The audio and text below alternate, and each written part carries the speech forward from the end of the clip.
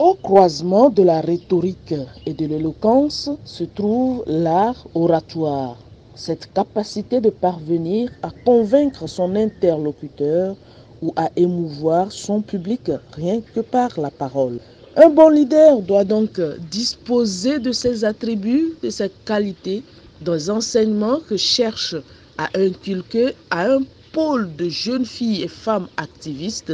L'ONG Initiative féminine pour le développement à Anéro ce 23 août 2023.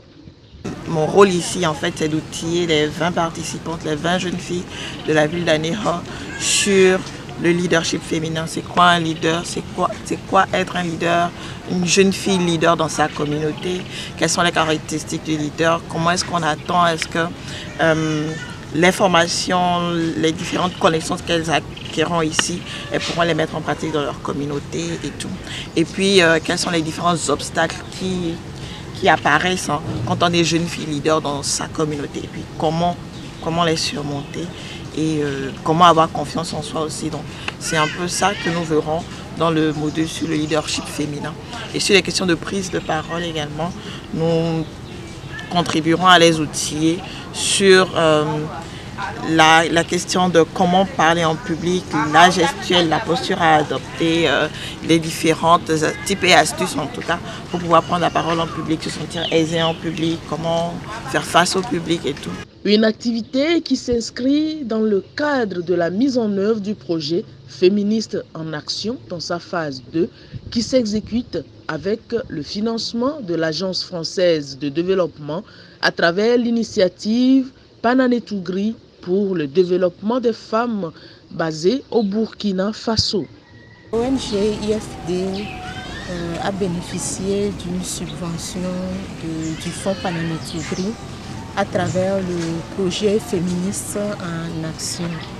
Donc cette activité de renforcement de capacité que nous organisons ce matin s'inscrit dans le cadre de ce projet.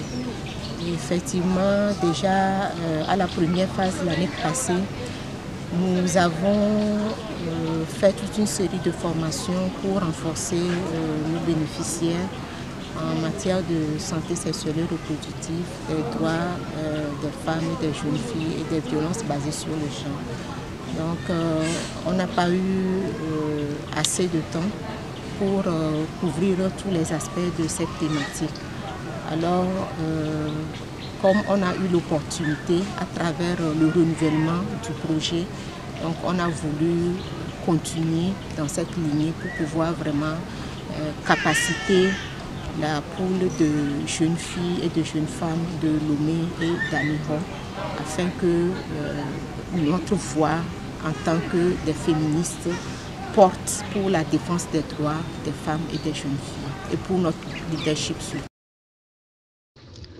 L'essentiel pour la directrice exécutive de l'ONG IFD, Madame Totine Kolani, est que les participantes puissent être à même de relayer et partager dans leurs milieux respectifs les enseignements à elles dispensés au cours de ces 2 jours que vont durer l'activité.